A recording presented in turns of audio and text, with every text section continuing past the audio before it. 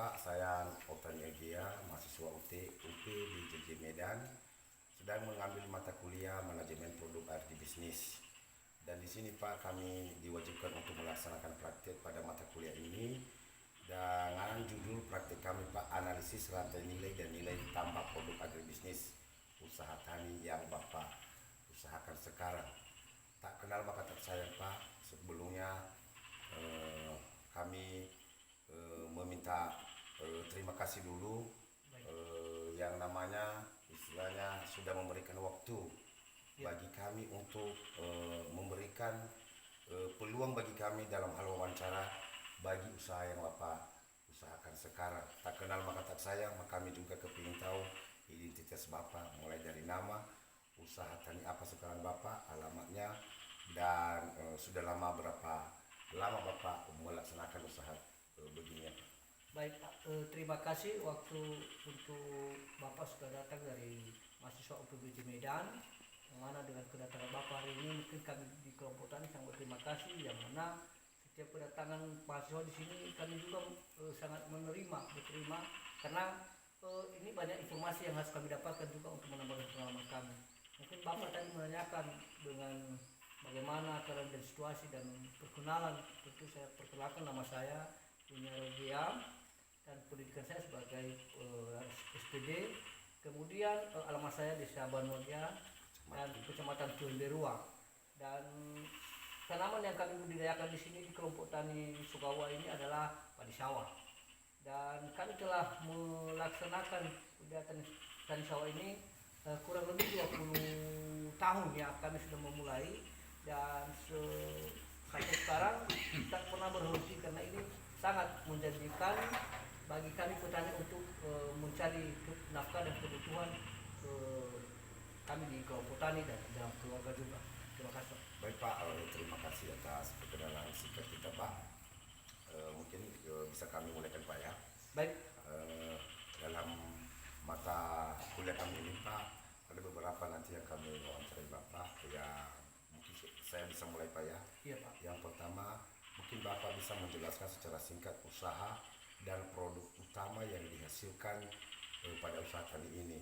Misalkan Pak ya, mungkin Bapak akan mengolah ini apakah dalam bentuk gabah kering atau sebagian dijual di penggilingan atau bagaimana dalam bentuk beras Pak? Baik Pak, terima kasih. Mungkin ini yang Bapak saya katakan tentang apa kegiatan usaha. Ya tentu tadi saya menyampaikan bahwa usaha kami di kelompok tani ini adalah budidaya tanaman di sawah.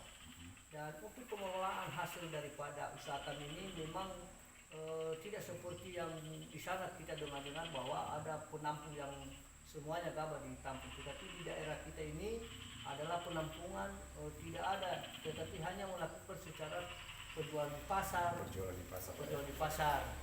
Ya. Dan kemudian itu tidak semuanya sekaligus, tapi bertahap. Jadi kalau memang hasilnya memang kalau kita hitung secara keseluruhan memang sangat membantu, tetapi karena ini secara bertahap sedikit ini tidak sekaligus kita mendapatkan nilai yang nominalnya. Iya. Tidak ditentu ketertentu. Tidak tentu ya.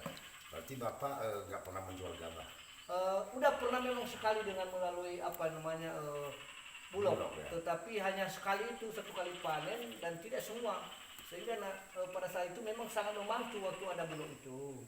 Tetapi oleh karena hasil panen kita sangat banyak di sini, sehingga bulog juga kami kurang tahu masalahnya apa, tapi mereka tidak lagi mau menampung karena stok dari mereka cukup dibilang orang pusatnya mereka katakan. Oh, berarti Bapak menjual dengan bentuk beras Pak? Iya, beras sekarang di pasar. 1 kilo beras kan berapa? Kalau 1 kilo itu karena biasanya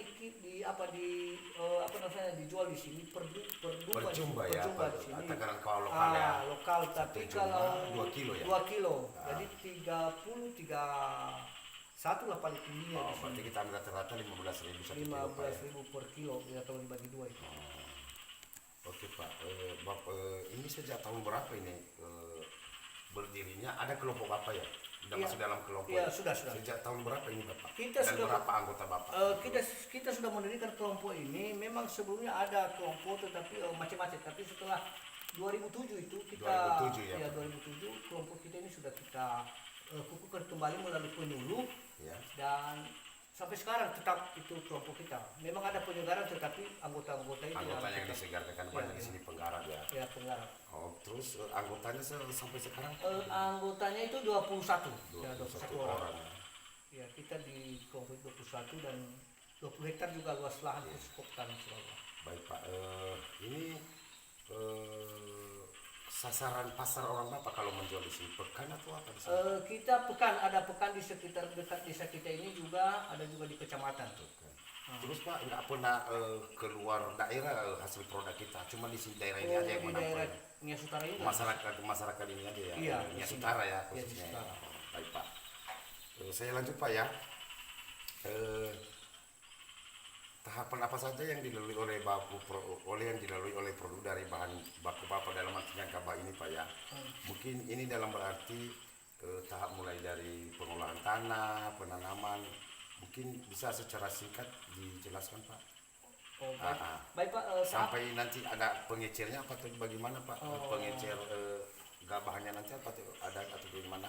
baik Pak, terima kasih. Tahapan kita dalam pengolahan padi sawah di sini, kita mulai daripada pemantauan lahan dan kemudian pengendalian rumah, dan setelah itu kita lakukan dengan pengolahan dengan menggunakan hand traktor, dan kemudian penanaman, dan antara pengolahan lahan dan pengendalian rumah itu kita lakukan penyemaian benih.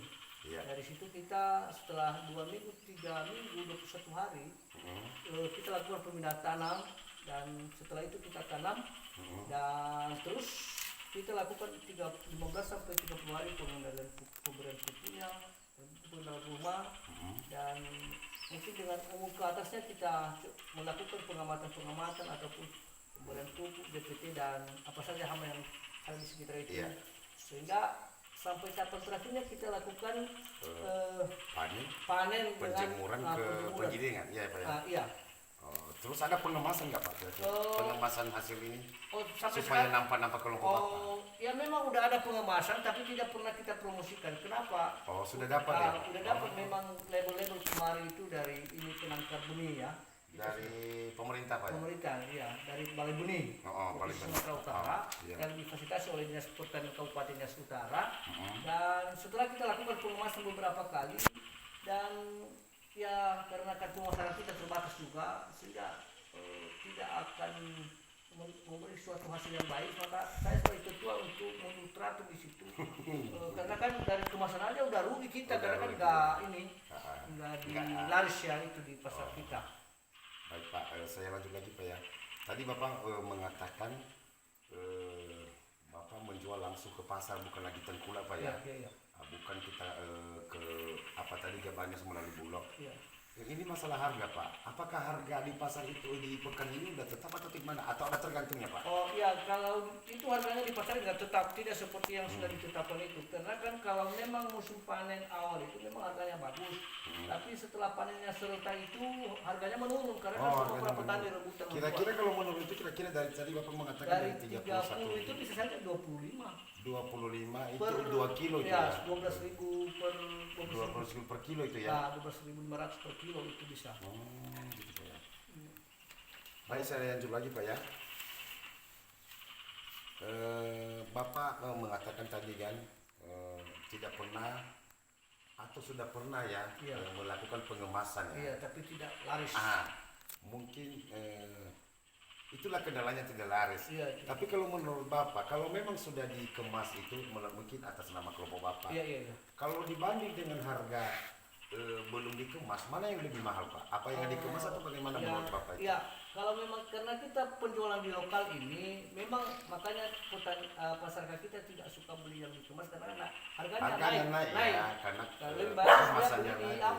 di pasar yang belum biasa dikemas. saja ya. Iya, udah Yang enak belum dia kan, dikemas. dan mahal kan, banyak dia dapat.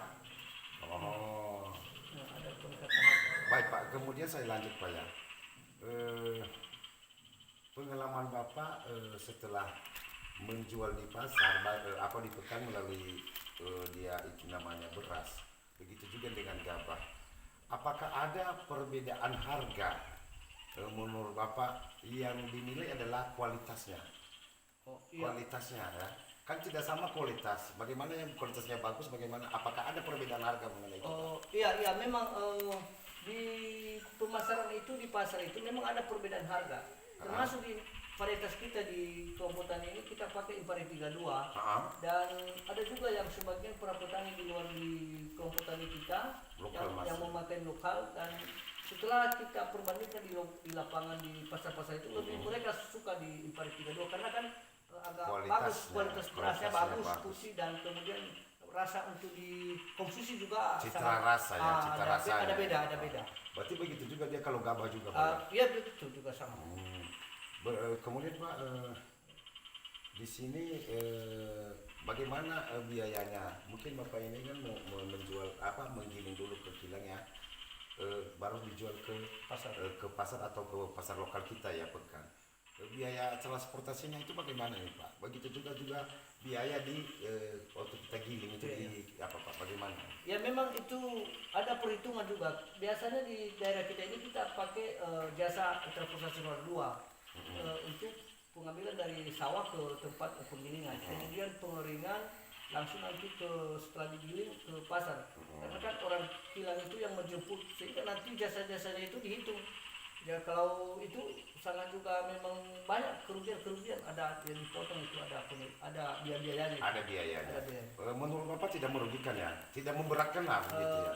Iya, memang tidak memberatkan, menyesuaikan dengan ya. Kira-kira itu Pak, biayanya itu lah Pak?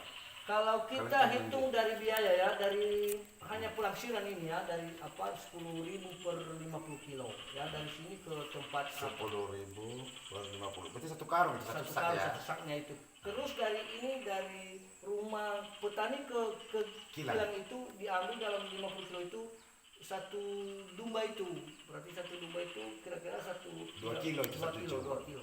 Beras ya. Beras, bukan lagi. Berarti yang 50 kilo ini tadi Pak, kita kasih ke kilang padi, ya. Mereka mengambil upah 2 kilo beras. Beras lagi, bukan lagi gabah yang mereka apa. Betul. Baik Pak, saya lanjut lagi Pak ya. Baik, Pak. Ini Bapak kan sering menjual di hasilnya kan di pekan atau di pasar tradisional kita ya. Nah, mana yang lebih laris ini Pak? Yang ada kemasan ini yang lebih laris atau kita punya yang belum ada kemasan? Contohnya yang ada kemasan ini kan ada mere-mere 5 berlian, ada pelangi itu. Menurut Bapak, mungkin juga ada konsumen atau pelanggan Bapak menanyakan, mana yang lebih, kenapa mereka tertarik dengan produk Bapak? Kenapa bukan itu? Apa bedanya menurut mereka Pak? Pertama dulu karena pengalaman masyarakat juga di sini, biasanya mereka kalau yang dikemas itu beras-beras dari luar menurut pemikiran mereka. Pemahaman ya. Jadi sebenarnya kemasan dari kita. Jadi dari situ mereka bahwa bukan kita hina lah, bahwa ada juga obat-obatan yang sudah dikasih di beras itu. Salah satu itu formalin. Gitu ya. Karena kan beras dari sana itu kan bisa saja tidak. Entah berapa bulan dari sana ya. Makanya nanti orang-orang kita di sini atau orang-orang kantor lah cenderung membeli beras kita ini yang sudah dikemas. Mereka sudah yakin bahwa itu beras yang tanpa obat-obatan yang menjadi tahan lama itu padinya. Jadi, makanya dengan kita bawa kemasan itu, makanya di situ mereka juga menilai bahwa itu kita sudah ambil beras dari luar sebenarnya. Tapi kurang tahu ke depan lah, udah paham lah petani kita sekarang. Sekarang dulu itu kondisinya. Jadi kesimpulannya Pak, berarti masyarakat di sini tidak cenderung mau belanja ya atau mengkonsumsi beras yang kemasan itu ya? Tidak memang. Berarti Bapak tidak ada asumsi untuk membuat kemasan itu. Nanti sekarang, kalau dibuat asumsi kemasan itu habis sama dengan yang ada di toko-toko itu yang ada kemasan, berarti beras kita nanti nggak laku. Berarti itu asumsinya ya. Karena kalau menyatakan itu udah dikemas, mereka yang bilang ya itu beras itu dari luar. Baiklah Pak. Terima kasih dulu, saya udah mengganggu Bapak. Saya ada bertambah ini pengalaman saya mengenai mata kuliah saya ini Pak. Dan mungkin nanti kalau ada saya kekurangan dan saya akan datang kembali di sini Pak. Jadi saya ucapkan terima kasih Pak. Semoga Tuhan membalaskan kepada Bapak, baik pada pekerjaan Bapak, keluarga, dan juga pada pribadi Bapak sendiri. Tidak ada balasan dari kami Pak. Baik Pak, terima kasih. Semoga Bapak sehat-sehat di jalan nanti pulang. Amin.